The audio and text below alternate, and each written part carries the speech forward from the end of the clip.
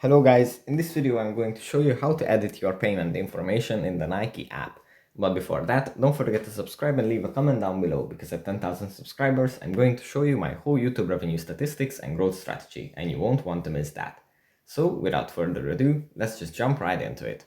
First we have to open up the Nike app.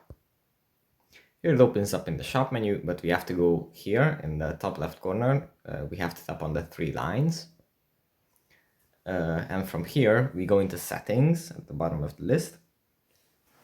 And in settings, we can tap on payment information and add the new payment method and just enter the numbers and dates and everything that are necessary.